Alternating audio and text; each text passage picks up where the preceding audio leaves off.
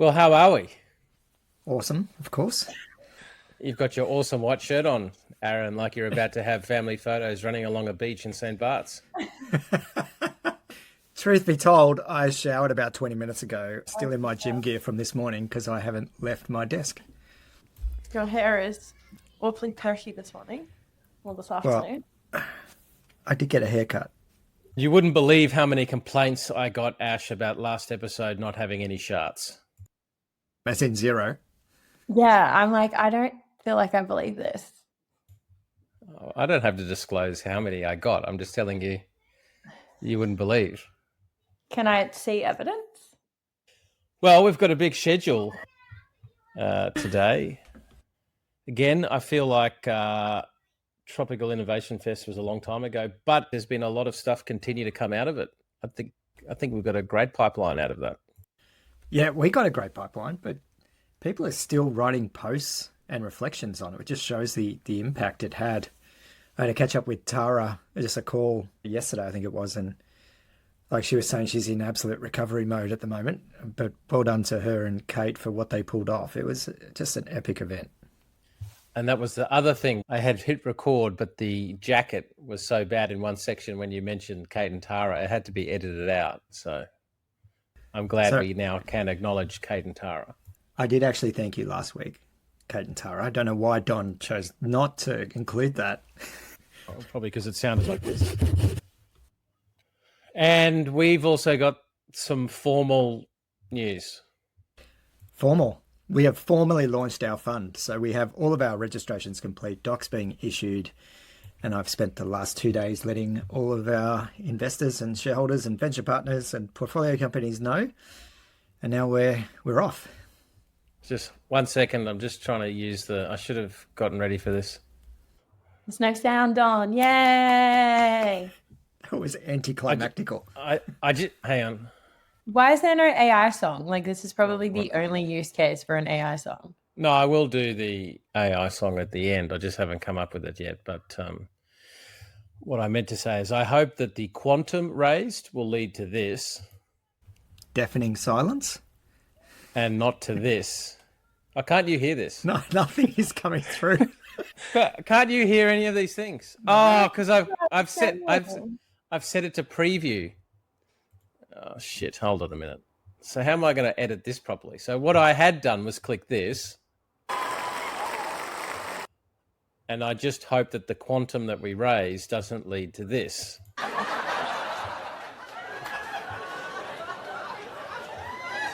Anyway, should we progress? I'm sure there'll be plenty of those moments as we raise the full quantum. Aaron and I are getting together tomorrow to effectively plot out the next 12 months and block out the calendars, get the lunches, the dinners, the interstate flights, the international flights, everything sorted to make sure that we bring this sucker home. I'm looking forward to it. Be good to have it all mapped out. During the week, there was an article that came out that I think is relevant to us and our new fund, because ultimately, what are we doing? We're unicorn hunting. And there was an article in Capital Brief by Dan Van Boom that was looking at the data put out by AWS and Side Stage Ventures. And they analysed global deal room data and found that Australia creates more unicorn startups per venture dollar invested than any country in the world.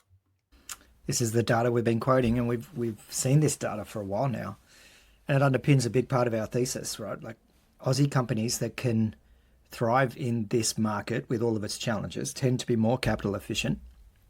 And this is why we love investing in the companies that are here as they scale into the bigger markets.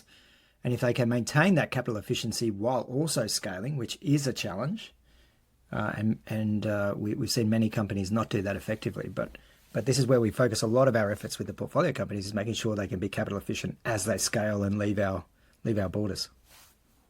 And that's not even considering the just Australia to US or UK valuation arbitrage as well. So I think like this is just another really great data point for us. And thank you for the timing. This is great for us.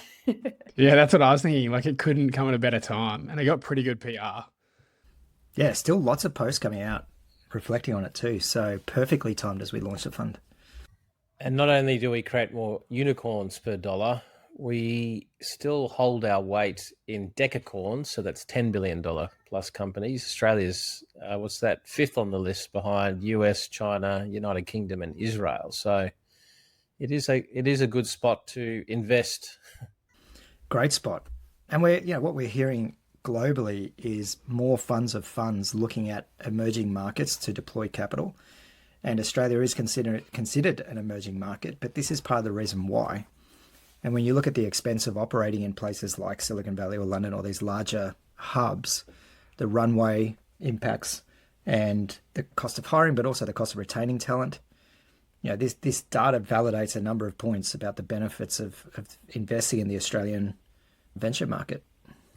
And what we've started to get better at with our soft launch of the fund was, I think it's fair to say, we were falling into the trap of most early stage companies where we go running into the meeting to sell our features and sell ourselves and have a look how good our product is. But one of our investors, Nick, politely pulled Jack and Ash aside and gave some really good advice of how to approach explaining first what private markets actually are and the value they provide and where VC fits with inside private markets and where we sit within the VC landscape.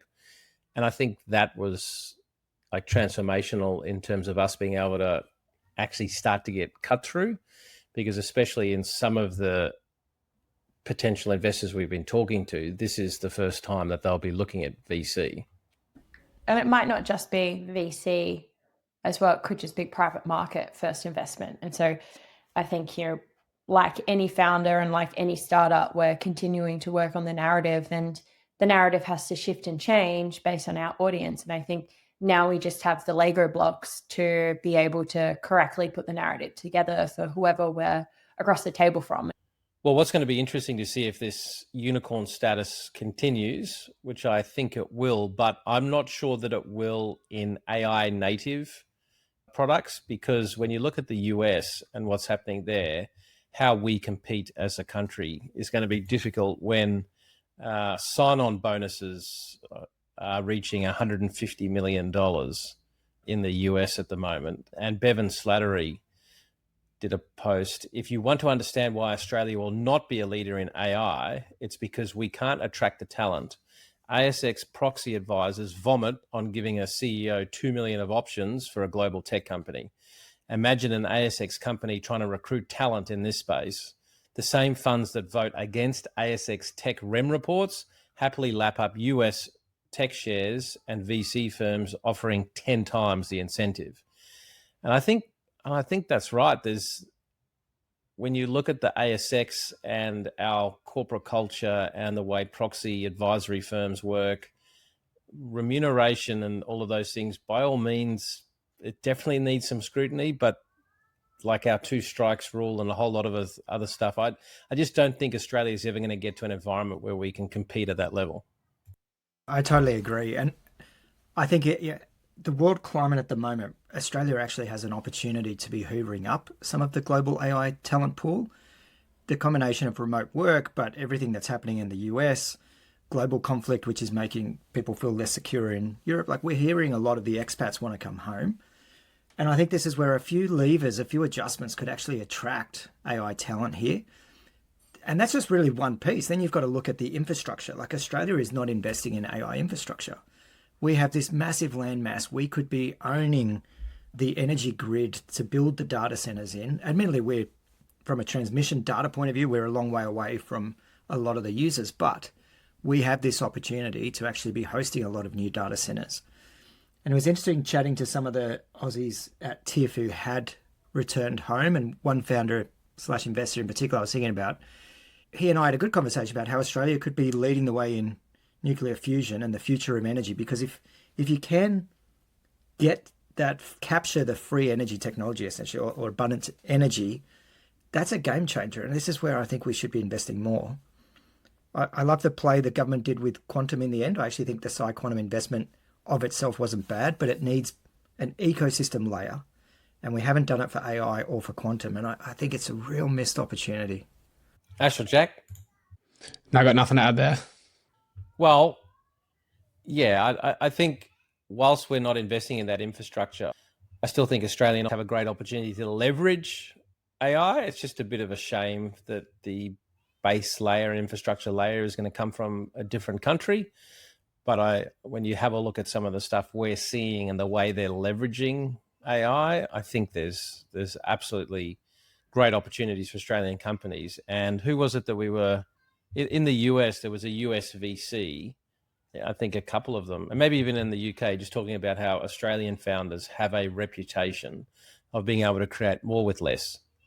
And if we give them the right capital and then they end up leveraging overseas models and systems and agents and whatever else, as long as they're putting it to an end use that's of high value, I think that's still going to be, create great opportunities for us locally.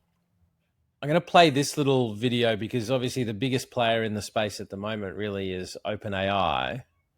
But this is an interview with Sam, but it's actually his brother interviewing him, and he actually seems a bit more human. There is a chance that he may not be a robot after all. But there's a couple of sections I'm going to play and then pause, and then we'll discuss each bit.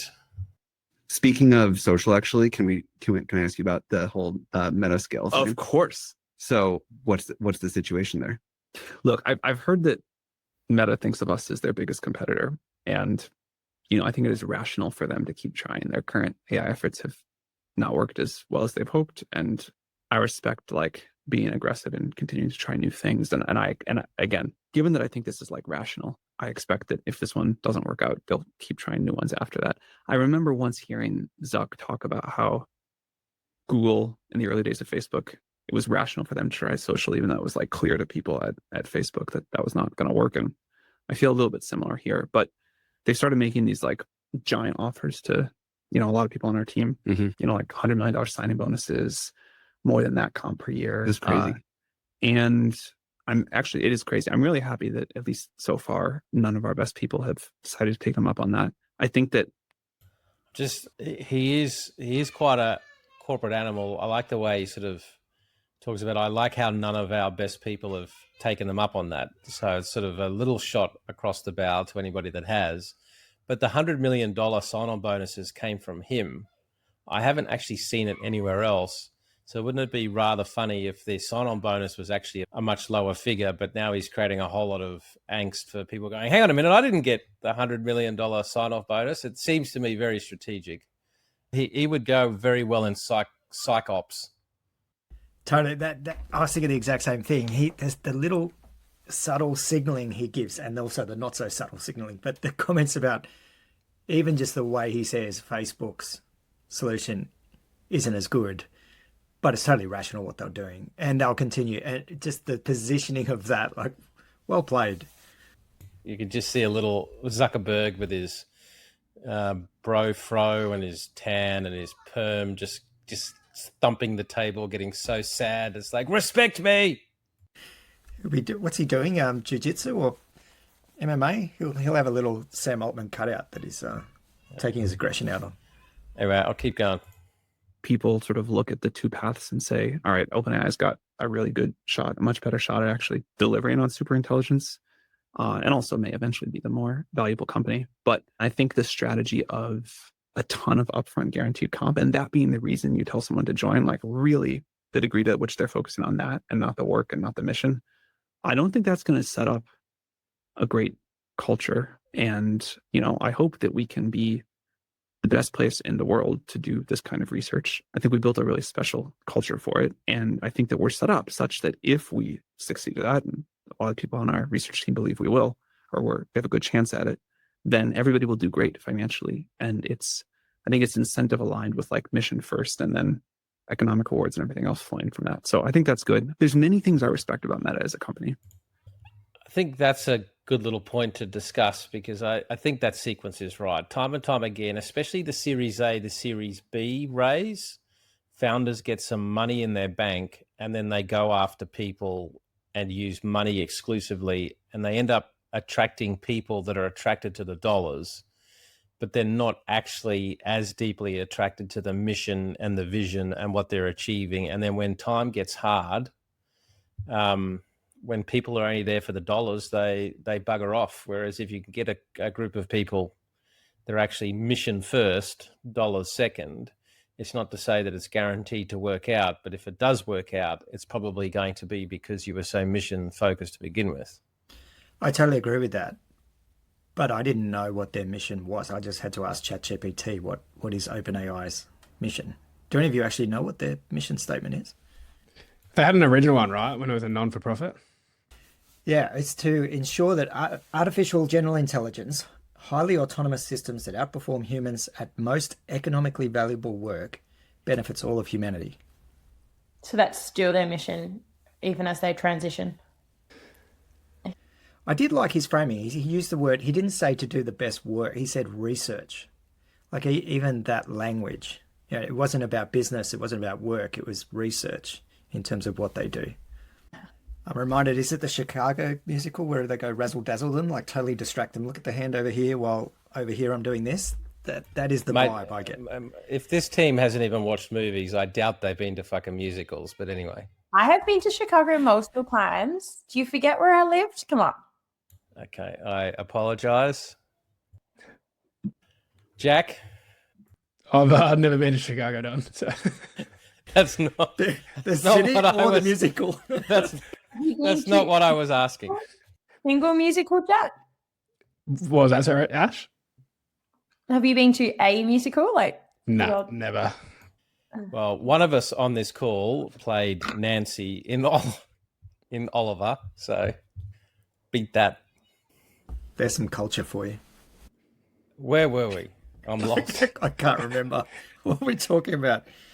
Oh, Sam Altman. Being mission focused. Yeah. I also didn't know that his brother ran a podcast. Have I been like under a rock? I didn't know he had a brother. But to come back to what you're saying, Aaron, are you disputing the mission, or are you saying that the mission isn't a very strong one, or it's just not clearly articulated? No, I think it was just more the case that he's describing a mission-led organization and attracting talent for the mission, but I wouldn't describe it as a company that really spouts its mission. Like, I don't know. I'm just curious. I totally see. I agree with your point before, Don, about hiring for alignment on mission and then the behavioral incentives that sit underneath that. But yeah, I was just curious. I had not actually heard the updated mission that they have. Do we really think people are joining for the mission? Yeah, that's right. Yeah, but there are humans out there that go their whole life with nothing, and they, in their minds, have a fantastic life because they join a mission that they can absolutely get behind. And so there are missions out there that people are willing to forego all financial compensation and dance with a pink cloth. We're saying like, oh, we're hiring for mission. Why someone's putting you a $50 million contract in front of you? Like, I feel it's hard to decouple. No, but if you're all he's saying, and I think he's right, is Facebook now are trying to go down a path of I'm just going to spend my way out of this.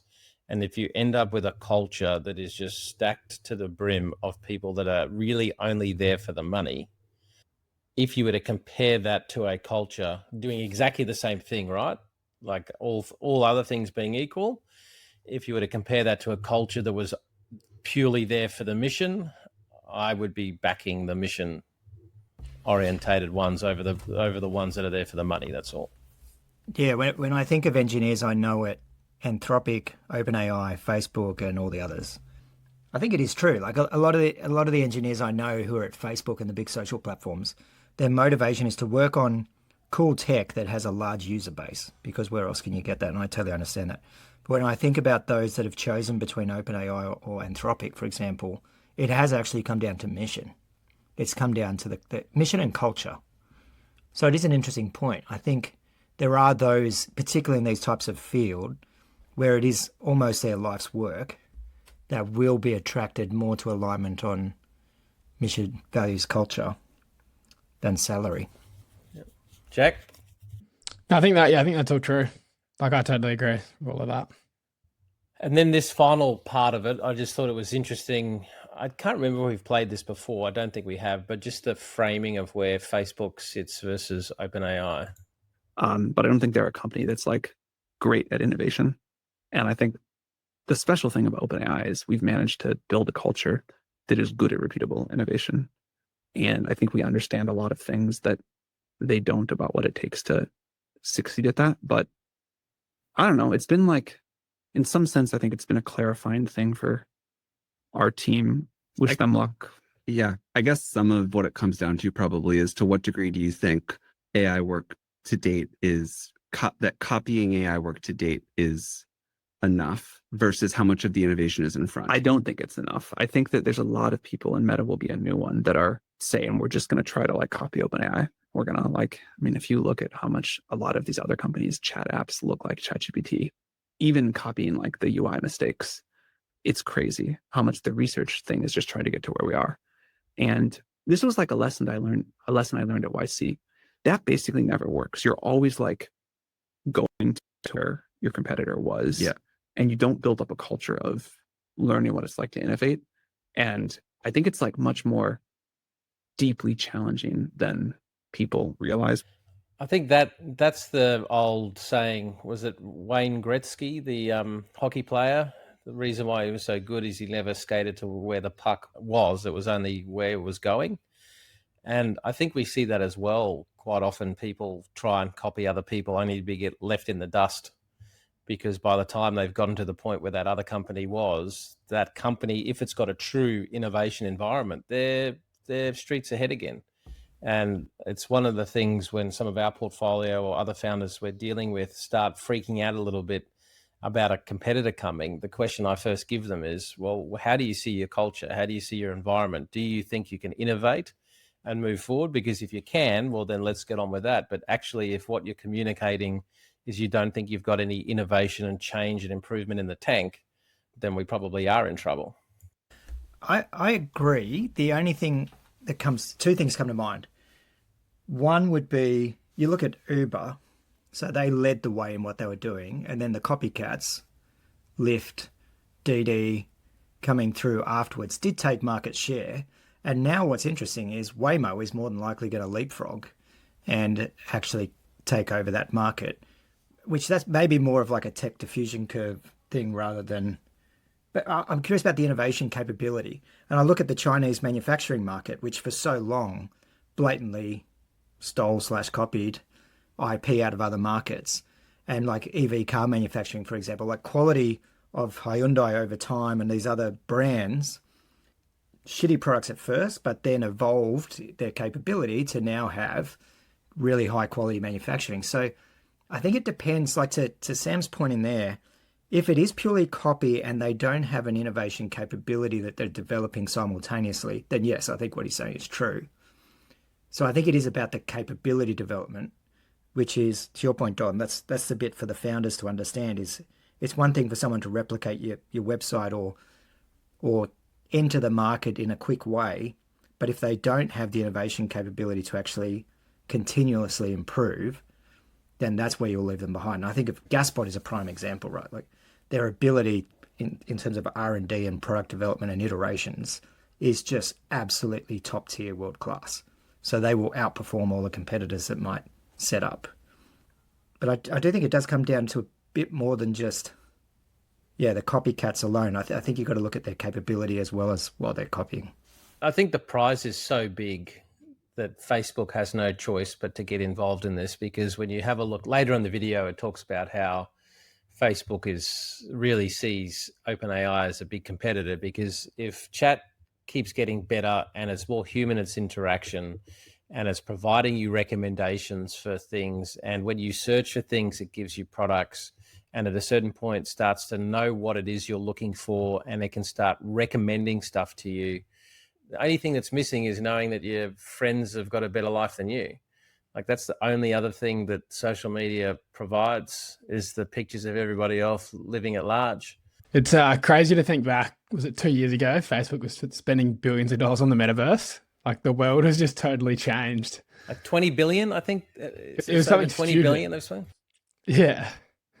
They're big bets to be making every time there's a new technology that's bubbling and frothy. But it is interesting, your point, Don, and going back to, what we saw in London with companion dolls and everything else. Like, at what point will people just switch to having completely digital, social, AI generated friends that aren't even real humans? And therefore, You leave my friends out of this. but it even eradicates the need to see, the filtered social media posts of "Here's my awesome life." It's just going to be AI generated anyway.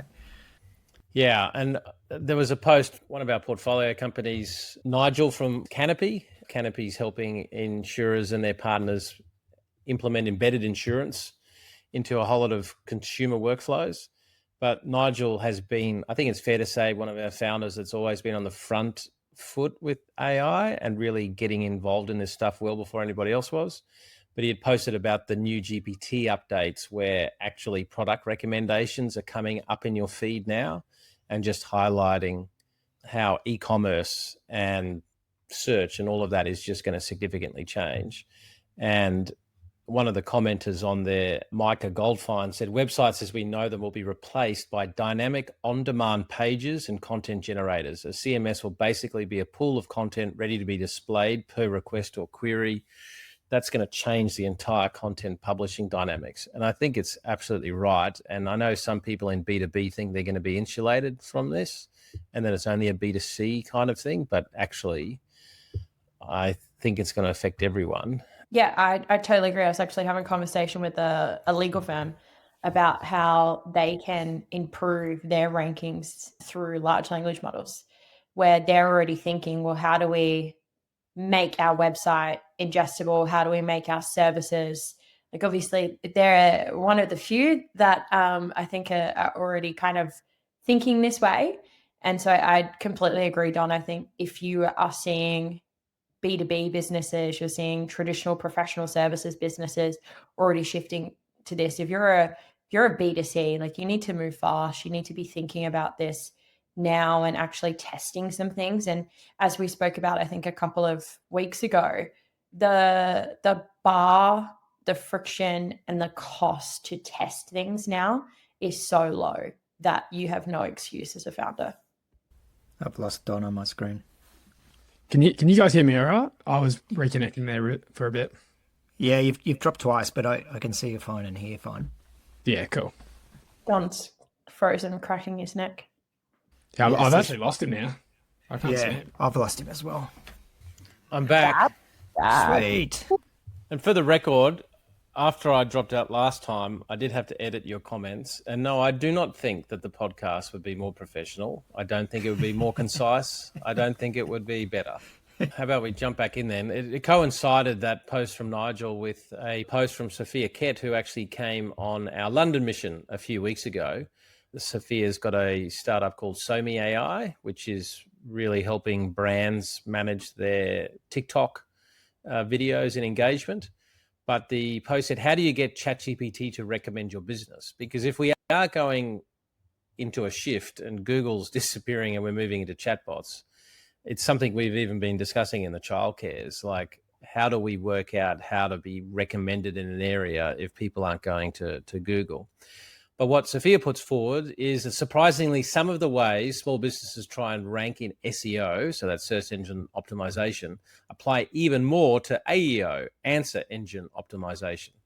And what Sophia says is long tail keywords are key. For example, if you sell necklaces, you might want to go for the word necklace, but the problem is there's so many big companies already established taking up most of that domain. So what people do from an SEO point of view is you go long tail. So you would say, okay, white gold necklace with ruby pendant in Adelaide. And that is something that people that have been getting really good at SEO have been working on. But Sophia's putting forward, it turns out that the same thing works with answer engine optimization, that actually long tail keywords are much more important. And what's interesting is she puts a chart, a real chart. Let me just share it here. That is the ranking position of LLM cited search results based on the different model and where it comes up in the ranking range. So what's interesting is that SEMrush has put forward that long tail words and phrases that actually are 20 plus in the ranking. So that means what? Page 2 in Google and beyond are actually being picked up more than single words in the first couple of pages. And so once upon a time, it was not acceptable to not be on the first page of Google. But now actually the LLMs are looking for relevance, it would seem, far deeper than smaller words, and therefore actually don't give up on SEO approach, I guess is the message.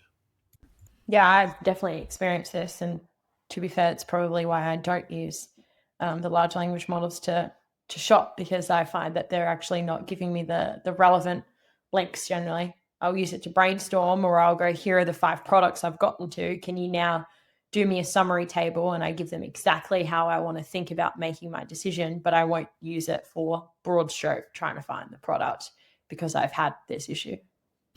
It's interesting. I've been experimenting with this. So trying to buy a motorbike helmet and I did my Google search and then I did the GPT search. And most of the sites it was indexing were like top 5 or best 5 this category type review sites. So it was actually a lot of those answer type pages. Someone's done the hard work on here's, top 5 helmets of 25 or top 5 in this style. They tend to get indexed through. So it made me think about, how at the moment are you bridging this period where we need the SEO and the, AEO? You need to bridge both. What color did you get?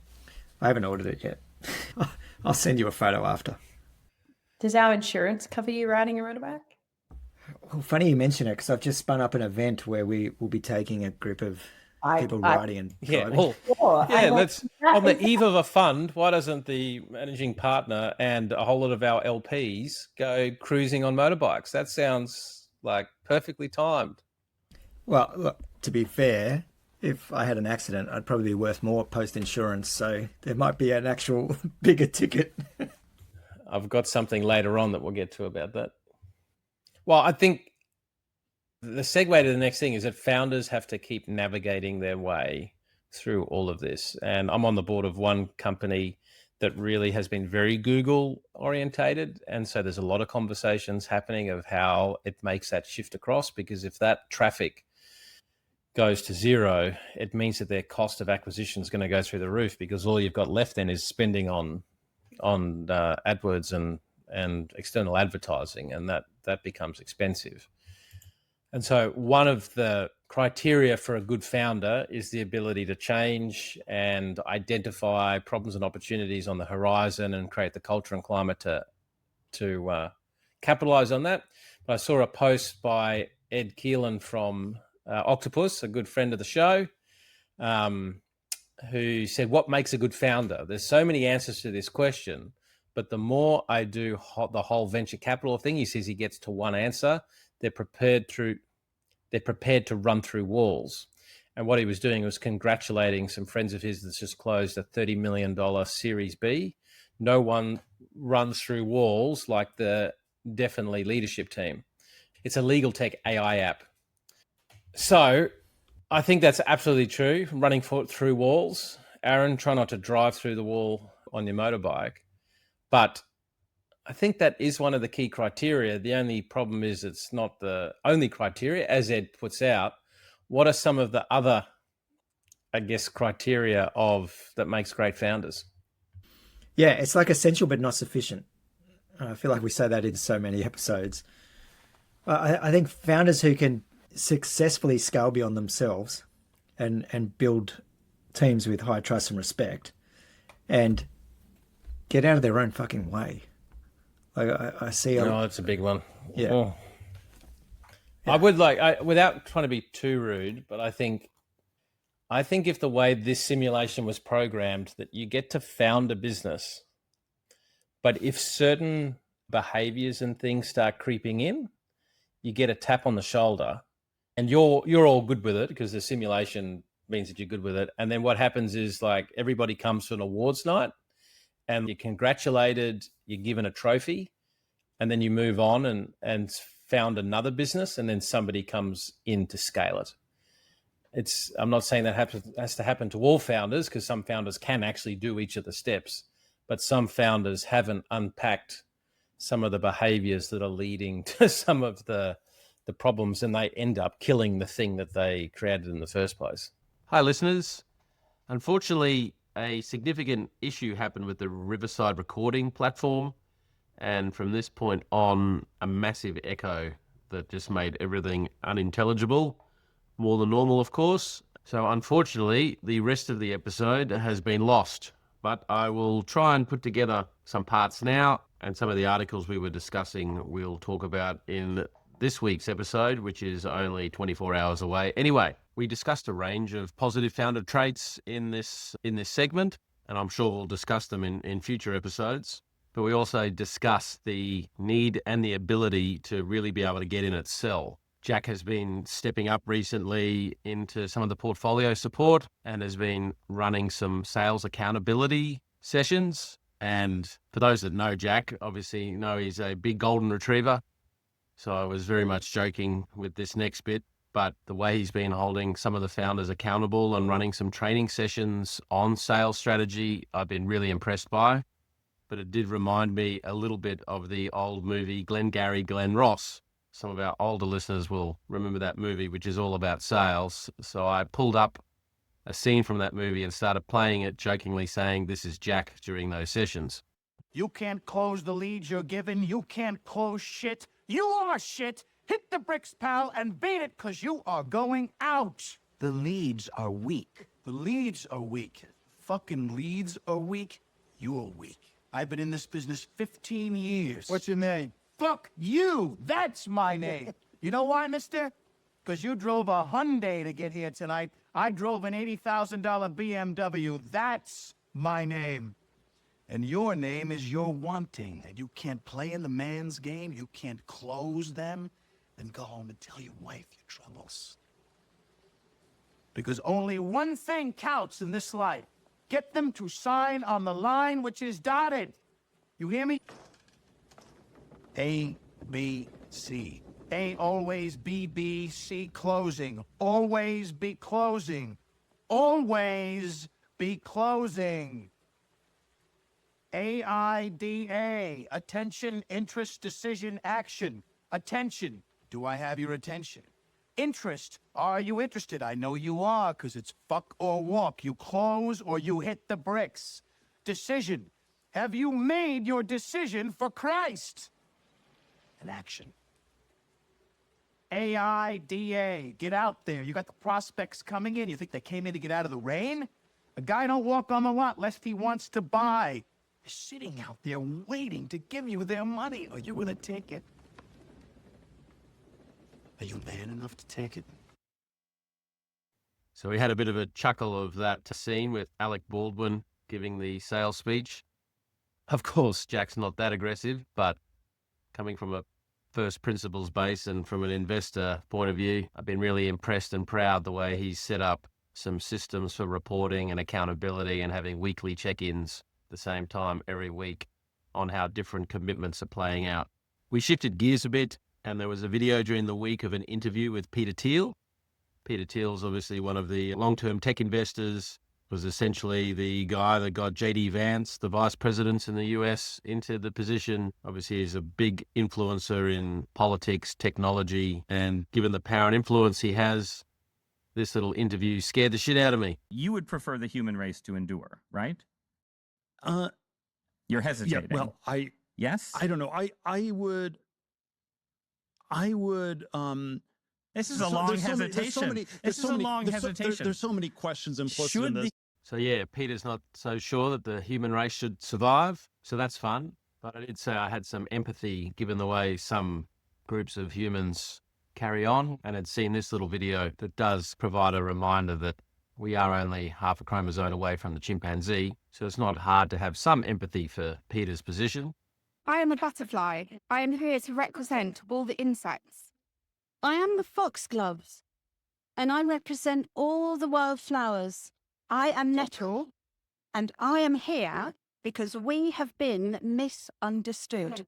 This is an interspecies democracy meeting, so it's a council meeting. We are inviting people to represent non-human residents of Southampton, and they are going to put forward questions and motions as you would in a council meeting.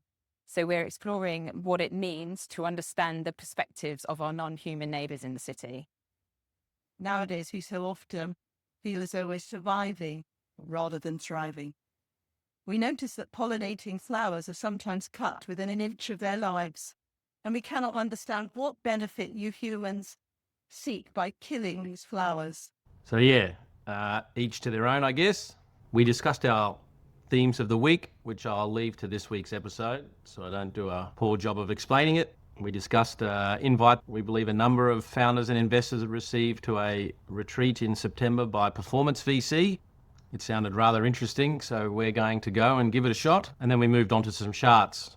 I'll keep a number of the Sharts for this week, but we discussed the chart that shows that the US unemployment rate continues to slowly creep up. And the chart that we looked at goes back to the 1950s. And it just demonstrates that a body in motion stays in motion, because with this chart going back 75 years, once it starts trending up, it tends to go above the average. And once it starts trending down, it tends to end up below the average. And because we're well below the average, we're coming off a base in April 2023 of 3.4%. We still have a long way to go. And given the tariffs, AI, geopolitical risks, there's a lot of risks in the US economy that suggest that this is going to continue to get worse. But if the credit market is worried, it's not showing it, because high yield spreads have fallen well down below the historical average. So there was a bit of a spike, obviously, with the tariff situation, but we're almost back to record lows, and high yield spreads and the credit market in general is often the early warning bell. So there's nothing here that the credit market is looking at saying it's particularly worried. And that may be because the Fed funds rate, so that's the US version of interest rates, which do affect the global economy, still have a curve showing a number of cuts of close to a full % over the next 2 years. But as we've discussed in prior episodes, once the Federal Reserve over the last 50 or so years starts cutting interest rates, they tend to have to cut them significantly because something happens in the economy. It's hard to forecast, but once they've started an easing cycle, they tend not to be able to keep them stable. They tend to need to cut them. But with the S&P back to all-time highs, which has surprised some people, I put up a chart of the operating earnings per share going back to 2009.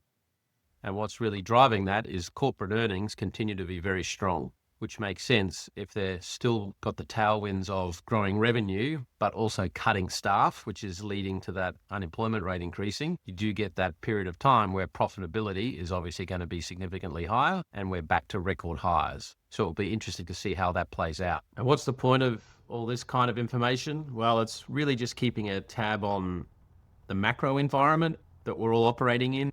Some environments are positive. Some environments are tailwinds to venture-backed businesses, especially those looking to expand into the US, which is obviously somewhere we focus on. And some environments are headwinds. And so it's important, we think, that you just keep an eye on what type of environment you might be dealing with, because that affects growth, that affects capital raising, that affects the ability to scale. All right, well, that's it. Thanks for listening, and we'll see you in a couple of days with this week's episode.